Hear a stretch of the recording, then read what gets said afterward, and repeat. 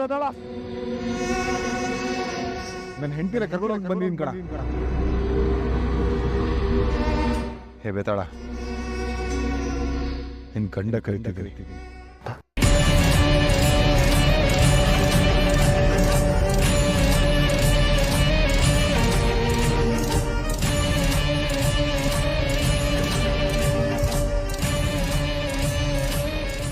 ಪ್ರೀತು, ಅಕ್ಕ, ಮತ್ತೆ ನಾನು ಆ ವಿಕ್ರಮ್ ಮುಂದೆ ಸೋತೋದ್ನಲ್ಲ ಅಕ್ಕ. ನನ್ನ ಪ್ರೀತಿ ನನ್ನನ್ನು ಬಿಟ್ಟು ದೂರ ಹೊರಟೋಯ್ತಲ್ಲಕ್ಕ. ಏಯ್, ಬೆಂಕಿ ಬಿತ್ತೋದಿನ ಪ್ರೀತಿಗೆ. ಪ್ರೀತಿ ಅಂತೆ ಪ್ರೀತಿ. ನಾವೊಬ್ಬರನ್ನ ಪ್ರೀತಿಸ್ತೀವಿ ಅಂತಂದ್ರೆ ಅವ್ರಿಗೆ ಅದನ್ನ ಪಡೆಯೋ ಯೋಗ್ಯತೆ ಇರಬೇಕು. ಅವೇನಾಗೆ ಮೊದಲಿಂದನೂ ಅದಿಲ್ಲ. ಆ ಪರೋಡಿ ಕರೆದ ತಕ್ಷಣ ಎದ್ನೋ ಬಿದ್ದೋ ಅಂತ ಓಡೋಗ್ತಾಳ ಅವನ ಜೊತೆ. ಮಾವನವ್ರ ಹತ್ರ ಅವಳು ಮದ್ವೆ ನಿಶ್ಚಯ ಆದಾಗಿಂದ ಹೇಳ್ತಾನೆ ಇದ್ಲಪ್ಪ, ವಿಕ್ರಮ್ ಬರ್ತಾನೆ, ವಾಪಸ್ ಕರ್ಕೊಂಡು ಹೋಗ್ತಾನೆ ಅಂತ. ಕೊನೆಗೂ ಅವಳು ಹೇಳ್ದಂಗೆ ಆಗೋಯ್ತಲ್ಲ. ಪ್ರೀತು, ನೀನೇನು ನಟ್ಟು ಬೋಲ್ಟು ಟೈಟ್ ಮಾಡ್ತೀನಿ, ನನ್ನೇ ತಿರುಗಿಸ್ತೀನಿ ಅಂತ ಏನೇನೋ ಕೊಚ್ಕೊಳ್ತಾ ಇದ್ದೆ. ಅವನ್ ಮುಂದೆ ಏನು ನಡೀಲಿಲ್ವಲ್ಲೋ? ಹೌದಲ್ಲ, ಸೋತೋದೆಲ್ಲ ನಾನು ಸೋತೋದೆಲ್ಲ. ಏಯ್ ಪ್ರೀತು, ಪ್ರೀತು,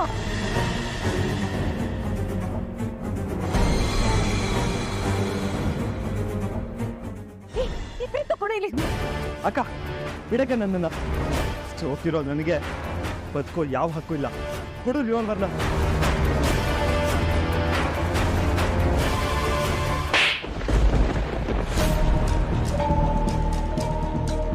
ನೀನ್ ಸತ್ತೋಗ್ಬಿಟ್ರೆ ಅವಳು ಬಂದು ಹಣೆ ಚಚ್ಕೊಂಡು ಹತ್ತಿ ಬಿಡ್ತಾಳ? ಏನ್ ಮೂರ್ಖತನ ನಿಂದು?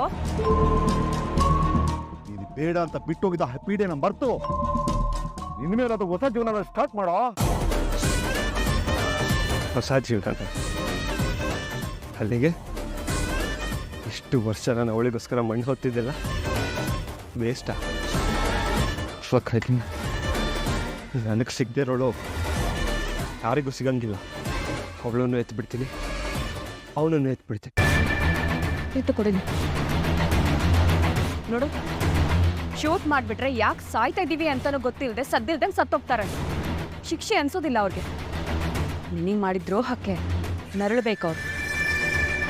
ಕಪ್ಪ, ಈ ಬದುಕು ಸಾಕು ಸಾಕು ಅಂತ ನರಳಿ ನರಳಿ ಕ್ಷಣ ಕ್ಷಣಕ್ಕೂ ಒದ್ದಾಡಬೇಕು. ಆ ಥರ ಶಿಕ್ಷೆ ಕೊಟ್ಟೇನು ಅವಾಗ ನಾನು ಒಪ್ಕೊಳ್ತೀನಿ. ಕೊಡ್ತೀನಿ, ಒಬ್ಬೊಬ್ಬರಿಗೂ ಮುಟ್ಟು ನೋಡ್ಕೊಂಡು ಹಾಕ್ಕೊಡ್ತೀನಿ. ಮೊದಲು ಅವನಿಗೆ, ಆಮೇಲೆ ಆ ವೇದಾಗೆ. ಸರಿ, ಹೋಗಿ ಮೊದಲು ಡ್ರೆಸ್ ಚೇಂಜ್ ಮಾಡು. ಇದ್ರ ನಿನ್ನ ನೋಡ್ತೀರ ನನಗೆ ಹೊಟ್ಟೆ ಉರಿತಿದೆ. ಹೋಗು ಮತ್ತೆ. ಚೇಂಜ್ ಮಾಡ್ತೀನಿ. ಇದನ್ನು ನಾನೇ ನನ್ನ ಕೈಯಾರೆ ಹೋಗಿದ್ದೀನಿ. ಗಂಜಿ ಹಾಕಿ ಇಸ್ತ್ರಿ ಮಾಡಿರ್ತೀನಿ. ಇಷ್ಟರಲ್ಲೇ ಇದು ಮತ್ತೆ ನನ್ನ ಮೈ ಇರುತ್ತೆ. ನೋಡ್ತಾ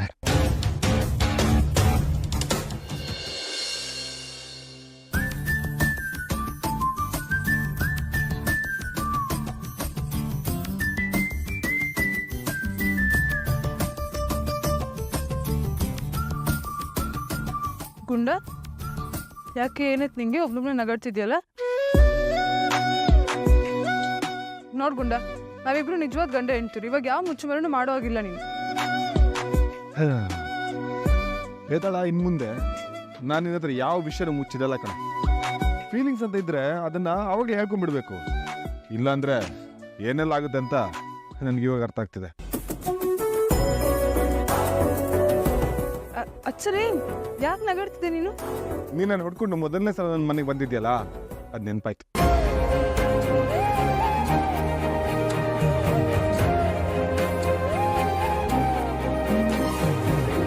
ನಾನು ಇವ್ರು ಹೆಂಡ್ತಿ.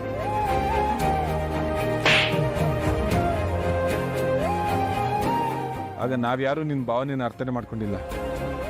ಯಾವುದೋ ತಾಳಿ ಮೆಂಟ್ಲು ದಾರಿ ತಪ್ಪು ಬಂದಿದೆ ಅಂತ ಅನ್ಕೊಂಡಿದ್ವಿ. ಹೇಗಾದ್ರೂ ಮಾಡಿ ಆಚೆ ಕಳಿಸ್ಬೇಕು ಅನ್ನೋದೇ ನಮ್ಮ ಉದ್ದೇಶ ಆಗಿತ್ತು. ನಡಿ ಅಂದೆ.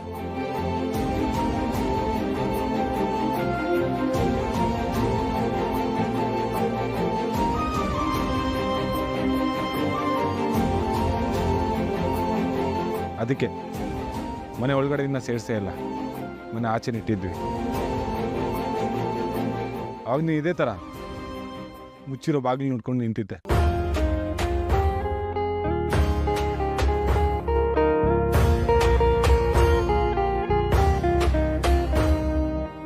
ಈಗಲೂ ಸೇಮ್ ಟು ಸೇಮ್ ಸಿಚುವೇಶನ್ ಬೇತಾಳ. ಅದೇ ಡಿಫ್ರೆನ್ಸ್ ಏನು ಗೊತ್ತಾ, ಆವಾಗ ನೀನು ಒಂಟಿಯಾಗಿದ್ದೆ, ಅದು ಇವಾಗ ನಿನ್ನ ಜೊತೆ ನಾನಿದ್ದೀನಿ. ಅಲ್ಲ, ಮನೆ ಒಳಗಿಂದ ಹೊರಗೆ ಬಂದು ನಿನ್ನ ಜೊತೆ ಈ ರೀತಿ ಕೂತ್ಕೊಳ್ಳೋ ಒಂದು ಜರ್ನಿ ಇದೆಯಲ್ಲ, ನೆನೆಸ್ಕೊಳಕ್ಕಾಗ್ತಿಲ್ಲ ನನ್ನ ಕೈಯಲ್ಲಿ. ಅಲ್ಲ, ಈ ವಿಕ್ರಮ್ ಅವನೇನಂತ ನನಗೆ ಡೌಟ್ ಆಗ್ತಿದೆ. ಬೇತಾಳ, ನಿನ್ನ ಪ್ರೀತಿಲಿ ಅದೇನೋ ಮ್ಯಾಜಿಕ್ ಇದೆ ಕಣೆ, ಕಟ್ಟಾಕ್ಬಿಟ್ಟಿದ್ಯಾ ನನ್ನ. ನಿಜ ಹೇಳ್ಬೇಕು ಅಂದ್ರೆ ಬೇತಾಳ, ನಿನ್ನ ತಾಳ್ಮೆಗೊಂದು ಹ್ಯಾಟ್ಸ್ ಆಫ್. ಮನೆಯವರೇ ಬೇಡ ಅಂತ ಹೇಳಿ ಹೊರಗಡೆ ಕಳಿಸಿದಾಗ ಮುಂದೇನು ಅಂತ ಗೊತ್ತಿಲ್ಲದೆ ಮನೆಯವ್ರಿಗೋಸ್ಕರ ನಾವು ಕಾಯೋದಿದೆಯಲ್ಲ, ಆ ನೋವು ಎಂಥದ್ದು ಅಂತ ನನಗೀಗ ಅರ್ಥ ಆಗ್ತಿದೆ ಕಣೆ ಬೇತಾಳ. ಐ ರಿಯಲಿ ಸಾರಿ ಕಡೆ,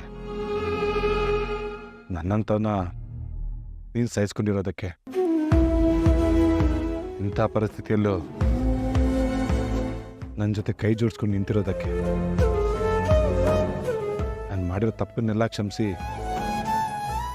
ನನ್ನನ್ನು ಒಪ್ಕೊಂಡಿರೋದಕ್ಕೆ.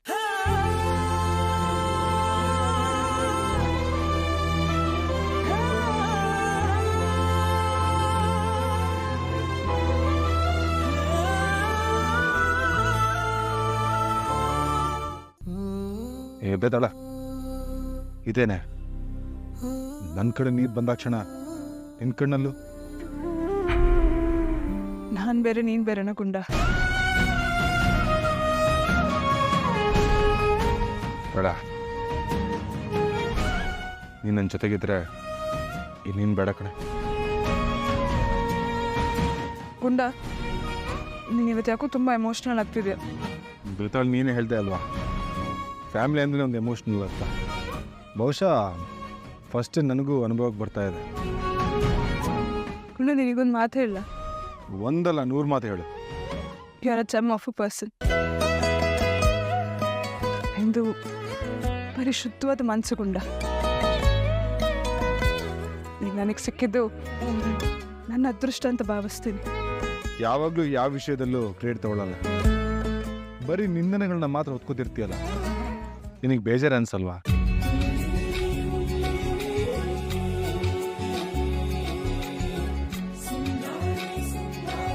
ವೇದ ಡೈಮಂಡ್ ರಿಂಗ್ ಹಾಕ್ಕೊಂಡಿದ್ದಾಳಂತೆ. ಒಂದು ವೇಳೆ ನಿನ್ನಿಂದಾಗ ಅವಳು ಸೋತ್ರೆ ಅದನ್ನೇ ನುಂಗಿ ಪ್ರಾಣ ಬಿಡ್ತಾಳಂತೆ. ಕೈ ಕೊಡು. ಲೈ, ಡೈಮಂಡ್ ರಿಂಗ್ ಎಲ್ಲೇ? ನೀನು ಡೈಮಂಡ್. ನಾನೇನಾದ್ರೂ ತಾಳಿ ಕಟ್ಟೋ ಟೈಮಲ್ಲಿ ಬಂದಿಲ್ಲ ಅಂದ್ರೆ ಡೈಮಂಡ್ ನುಂಗಿ ಸೂಸೈಡ್ ಮಾಡೋ ಪ್ಲಾನ್ ಮಾಡ್ಕೊಂಡಿದ್ದಂತೆ. ಯಾರು ಹೇಳಿ ನಿಂದೆ ಥರ? ಈ ಲಕ್ಕಿ ಡಾರ್ಲಿಂಗ್ ಇನ್ಯಾರು? ನಾನು ಯಾವ ಡೈಮಂಡ್ ರಿಂಗು ಹಾಕೊಂಡಿರಲಿಲ್ಲ. ಫಸ್ಟ್ ಆಫ್ ಆಲ್ ನನಗೆ ಆತ್ಮಹತ್ಯೆ ಅನ್ನೋ ಪದನೇ ಇಷ್ಟ ಆಗಲ್ಲ. ಎಂಥ ಸಿಚುವೇಶನ್ ಬಂದರೂ ಅದನ್ನು ಈಸಿಯಾಗಿ ಜಯಿಸ್ಬೇಕು ಅನ್ನೋ ಕ್ಯಾರೆಕ್ಟರ್ ನಂದು. ಹಾಗಾದ್ರೆ ಆ ಮುದ್ದಿ, ಆ ಡೈಮಂಡು, ಅದು ಇದು ಅಂತ ಕತೆ ಕಟ್ಟಿದ್ದೆಲ್ಲ ಬರೀ ಡವ್ವೇನಾ? ಅಯ್ಯ,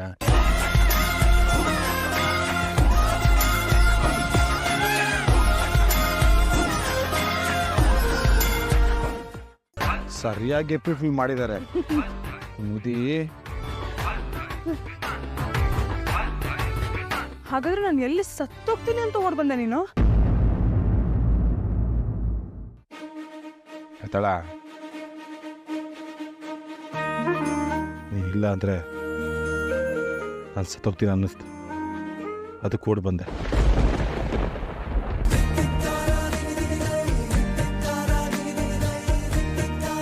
ಸಾಕ್ಷಿ,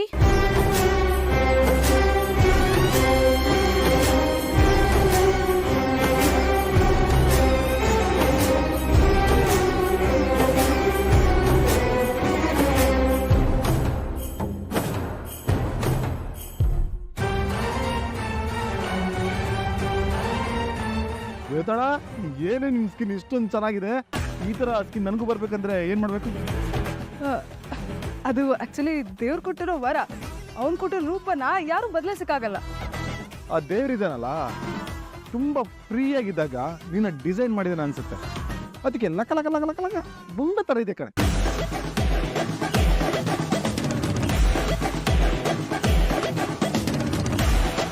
ಬೇತಾಳ, ನಿನ್ನ ಸೌಂದರ್ಯ ಕೆಲವರಿಗೆ ಕಣ್ ಕುಕ್ಕಿದ್ರೆ ನಿನ್ನ ಬುದ್ಧಿವಂತಿಕೆ ಇದೆಯಲ್ಲ ಎಷ್ಟೋ ಜನಕ್ಕೆ ಬೆಂಕಿಟ್ಟಂಗಾಗತ್ತೆ ಕಣೆ. ಅಲ್ಲ ಏನ್ ಕೊಂಡ ಇದಕ್ಕದಾಗ ಏನೇನೋ ಮಾತಾಡ್ತಿದ್ಯಾ?